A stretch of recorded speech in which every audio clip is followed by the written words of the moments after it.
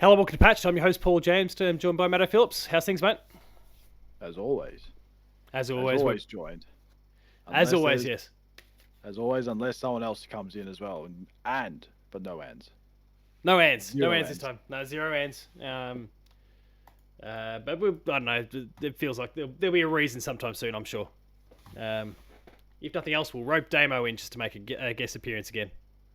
Then he can just piss off and then disappear for a few years, climb the Alps, all that sort of thing. Oh yeah, he's still doing that. Yeah. I forgot about him climbing the Alps. Cast it into Mordor! Still getting that ring into the fire. All right, let's talk as the thumbnail and the title of the video would suggest. Let's talk about Crash Bandicoot because it turns out there was probably a fifth game being developed and it's been cancelled. Now, I guess for setting the stage, your history with Crash, tell people about it. How is there much of a history? How far back do you go? What do we? Not much of a history because I never owned a PlayStation 1. Did occasionally play 2.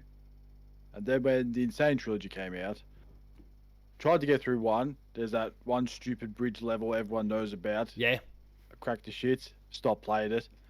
First one, I should say. First one. Played the second one. Haven't quite played the third one yet.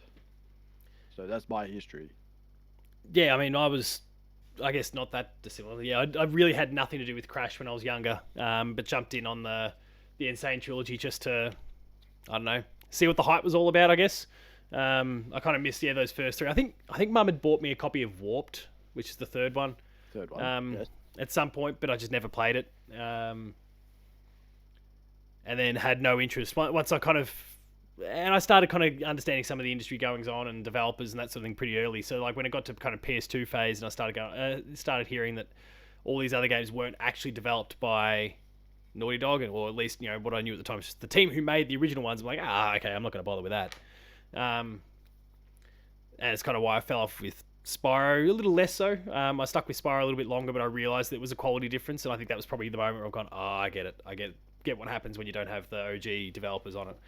So I dropped off. So yeah, it was the Insane Trilogy where I picked it up, and even then I didn't really mess around with it too much initially. But I went over to friend of the show, Ryan Betson's place, for a stream. This is a famous stream in the history of the pop culturist, where I was just kind of throwing the controller, and Native Forest was the level, which is one that's notoriously hard. It's not the bridge, but it's notoriously hard.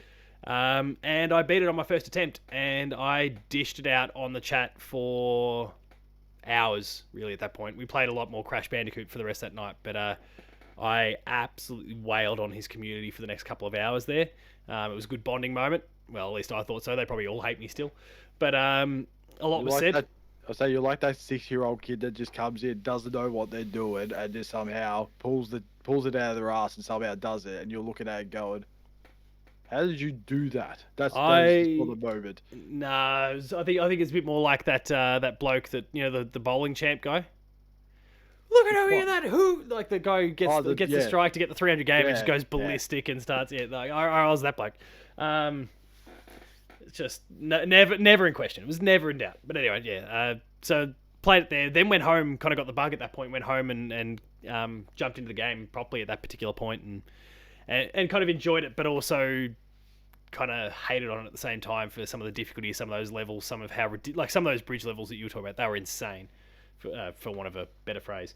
Went on to play and finish the others. I felt like I kind of had to at that point, just to, I don't know, get my education on all things Crash.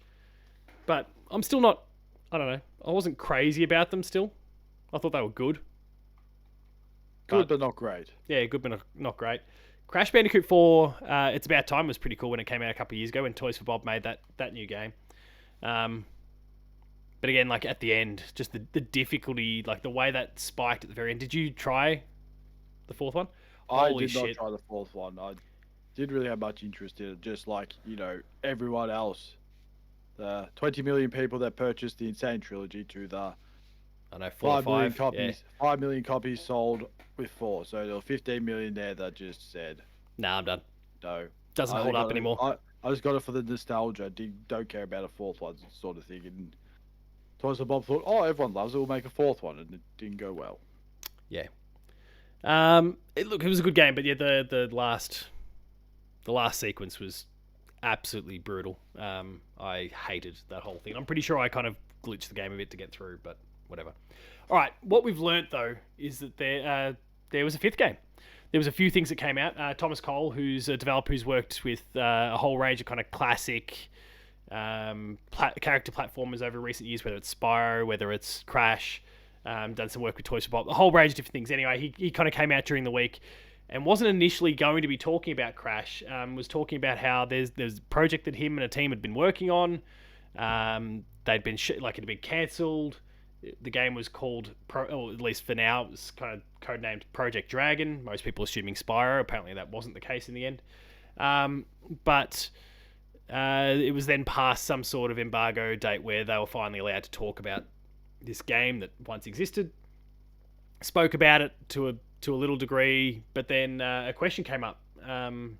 Someone just commenting and asking questions and about a Crash, and basically said that there was a Crash Bandicoot 5 in the works at one point, and it was going to break hearts, I guess, when footage inevitably kind of came out. So the wording was, so someone said, if this is Spyro, I'm going to be the most pissed off man who ever lived, which absolutely would have been me, but wasn't me in this case. Nicholas Cole responded saying, it's not Spyro, but someday folks will hear about the Crash 5 that never was, and it's going to break hearts. I don't know, implies it's pretty good, but certainly just implies the fact there was a fifth game in the first place. And we know that Toys for Bob these days has left Activision, but has partnered up with Xbox again on something. What was this game that was potentially cancelled for the first place? We obviously clearly have learnt that there's maybe a Crash Bandicoot 5 that was also cancelled. But I guess, yeah, what do you think? Crash 5, will we ever get one? What about this cancelled one? What about the other game, Project Dragon, whatever that is? Thoughts? I don't think we'll get a fifth Crash Bandicoot, and don't go around saying, oh, it's because of Microsoft. It's not, unfortunately. It is, on this time, it is the people's fault for not purchasing the fourth one. I'm going to double check those numbers while we're at it, but keep going. The fourth one wasn't successful. Why would they go ahead and make a fifth one? And if it was going to make a fifth one, it would have to impress people. If it's the same as 4, even though you said it was good, it's not. People are not going to buy it, unfortunately. In this day and age, prices are going up. They'll just say, I'm just going to play Crash Bandicoot, the Insane Trilogy instead, because unfortunately they've got nostalgia for that, right? Nostalgia. That's and as you said before, 5 million sales for It's About Time. I googled it as of about April or something like that. I googled it before we did it. I thought, I wonder what the sales were on 4. 5 million. Okay, what was Insane Trilogy? 20 million. I see why we're not getting a fifth one. Because it becomes pretty clear cut at that point, right? Yes, these days it's either sell the exact same as Final Fantasy VII Remake, or get out. Or get out. That's how I look at it these days. Yeah, unfortunately, it's kind of rough. I say any indie developer would have said they'd gone, that's so many sales and be over the moon. But unfortunately, we're in a corporate world, and they'll just say, shit. Yeah, I'm wondering if the right sort of approach for a Crash, at least in this particular case, is to kind of find a team who, they're like an indie team, they've got some chops and has kind of got a bit of a passion for it. The scenario that I think of, and I'm not sure if you're super familiar with the whole thing, but, and I've got a prop right here, thankfully, covered in spiderwebs, but right here. Blow off the dust. Sanzari with the Sly Cooper trilogy to begin with. So they were like crazy. Now these days they're owned by Facebook or Meta, and when we'll never see them make another Sly game ever again. But at the time they were just like crazy fans for Sly Cooper and wanted to make a fourth game, and they started mocking up a fourth game, and they pitched it to PlayStation, who basically said sure, but let's kind of make sure you're up to it first to do the trilogy. They did, and then they went and made the fourth game, and it was just as good, thereabouts, maybe even arguably better than the original trilogy that Sucker Punch made. This was basically a group of people who just absolutely adored what that franchise was, and yeah, kind of really got it at like a kind of DNA sort of level, and so they made an amazing game. Maybe we just need like an indie or a team of developers who just love Crash that just goes and starts making one. They pitch it to Microsoft and they green light it. It's going to cost Microsoft way less, so the return on investment could be really high. It's going to appease a whole bunch of fans because you're kind of going a bit like what was the Sonic game? I know neither of us are fans of Sonic, but there was that I know Sonic. the one you're thinking Is it of. Sonic Yeah, Mania? possibly. I Might be don't Sonic know. Mania. The one that was basically made again, similar sort of story. It was made by fans, and Sega turned it into a thing, and now they've done other stuff since. So I'd have to, yeah, like maybe it's a scenario like that that is required. So I don't know. Or maybe it's like that God of War game that was on Xbox for 20 minutes. And they Oh yeah, yeah, maybe not a game like that, but I'm with you. Very low tier.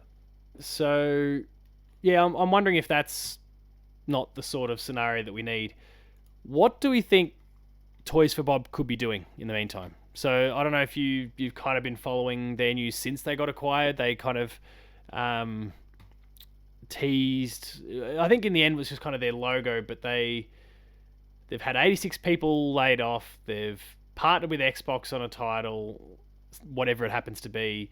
They revealed a logo that was the logo itself was very Crash inspired, but the coloring and everything around it was very much the Spyro purple. Could we get a Spyro? Is that a chance? Are they going to be working on Banjo? Are they working on a new IP? What any thoughts or ideas? I feel like Banjo would be a good choice.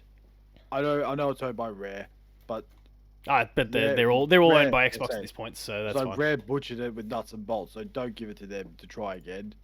Might as well give it to Toys for Bob and see what they can do with it. Pretty much. That's how I look at it.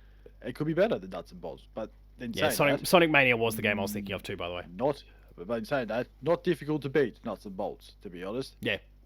You can just make it good and it'd be better than nuts and bolts.